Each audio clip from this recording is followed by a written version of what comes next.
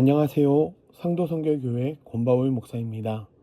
오늘도 말씀과 함께하는 우리 모든 성도님들 주님의 이름으로 사랑하고 축복합니다. 오늘은 구약 성경의 예언서 3권 하박국, 스바냐, 학개를 보도록 하겠습니다. 먼저 하박국입니다. 하박국은 유다 요시야 왕의 말년부터 여호아하스, 여호야김 왕이 통치하던 시기, 즉 BC 612년에서 BC 605년 사이에 예언 활동을 하였습니다.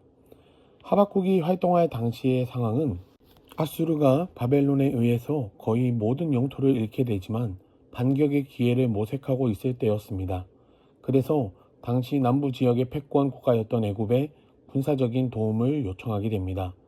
이에 아수르는 애굽의 도움에 힘입어 바벨론에 반격하려고 했고요.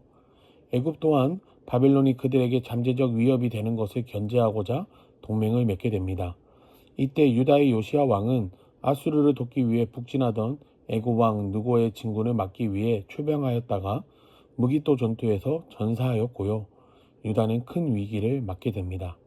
결국 유다는 애굽의 내정 간섭을 받게 되며 애굽에 의해서 여호야김이 새로운 왕이 되게 됩니다. 애굽에 의해 세워진 여호야김 왕은 자연스럽게 친애굽 정책을 펼치게 되는데요. 훗날 이것이 바벨론과 애굽의 갈그미스 전투에서 승리한 바벨론의 유다 침공의 빌미가 되었습니다. 바벨론은 유다를 침공하여 친애굽 정책을 펼친 여호야김 왕을 비롯한 당시 유다의 유능한 인재들을 바벨론으로 끌고 가게 됩니다. 이러한 상황 가운데 하박국서는 두 번의 질의응답을 통해 유다의 회복과 바벨론의 멸망에 대하여 기술하였습니다. 하박국서는 크게 두 부분으로 나눌 수 있는데요. 1장과 2장을 보면 하나님과 하박국 사이에서 두 번 이어지는 질의응답에 대한 내용을 볼 수 있습니다. 왜 하나님께서는 유다 백성들의 죄악과 범죄를 심판하지 않으시나요? 하박국은 묻게 되고요.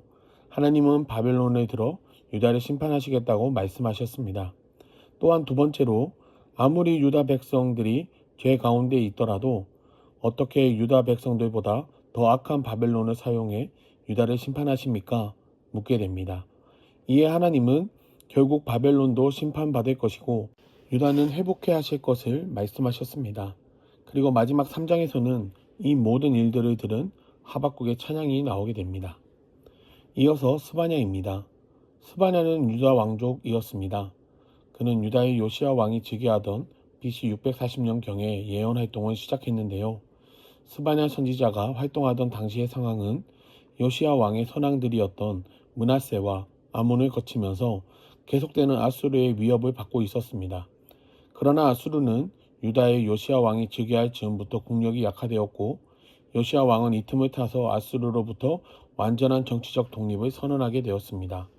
그리고 옛 북이스라엘의 영토였던 땅의 거의 대부분을 회복하였습니다. 그리고 유다 전 지역의 종교개혁을 단행하게 됩니다. 스바냐서는 크게 두 부분으로 나눌 수 있는데요. 먼저 주님의 날에 임할 심판 예언을 하게 되는데요. 1장과 2장에 그 내용이 나오게 됩니다. 스바냐는 하나님의 전 지구적 심판을 선언하였습니다. 그리고 하나님의 말씀을 떠나 범죄한 유다 백성들을 향하여 심판을 선언하며 그 심판의 날이 임박했음을 강조합니다.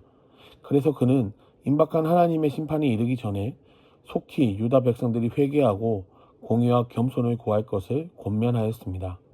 이어서 3장에서는 주님의 나라 임할 구원과 회복 예언에 대해 이야기하고 있습니다. 스바냐는 유다 백성들의 범죄와 영적 타락에 대해서 하나님의 심판이 확정되었지만 심판 후에는 백성들을 통해서 이스라엘이 다시 회복될 것을 기술하고 있습니다. 또한 더 나아가 열국 민족들까지도 하나님의 구원에 참여하게 될 것이고 결과적으로 영원한 하나님의 나라의 완성, 여호와의 날을 이루게 될 것을 기술하였습니다. 이렇게 스바냐서는 유다의 죄에 대한 심판을 경고하여 회개를 촉구했고요.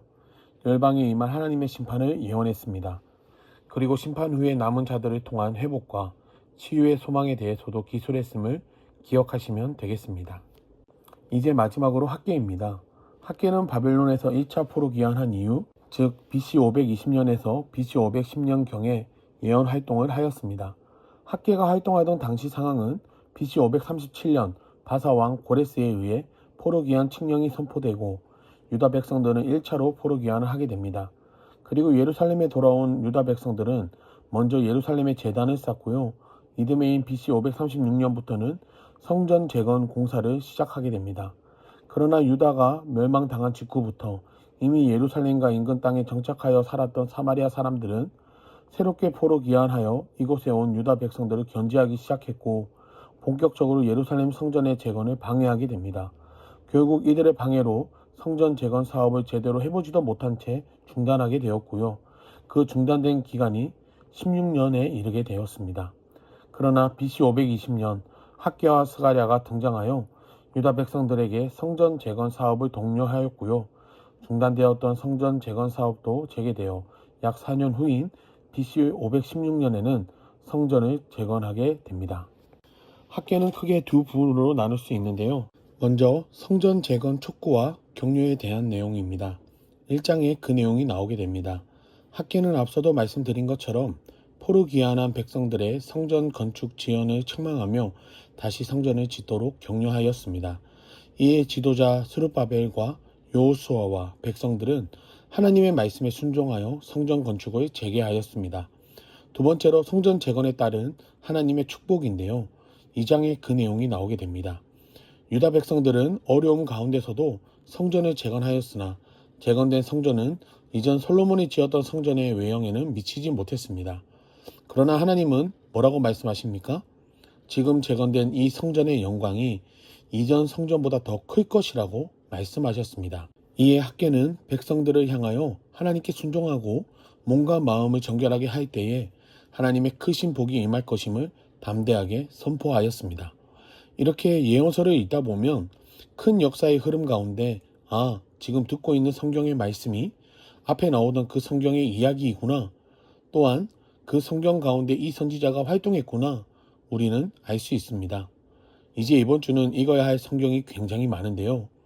요엘, 아모스, 오바댜, 요나, 미가, 나움, 하박국, 스바냐, 학개까지 읽도록 하겠습니다. 성경은 많지만 그 내용은 다 짧기 때문에 어려움 없이 읽으실 수 있겠습니다. 그럼 이번 한 주도 말씀과 함께 늘 승리하시길 바랍니다. 늘 강건하세요. 감사드립니다.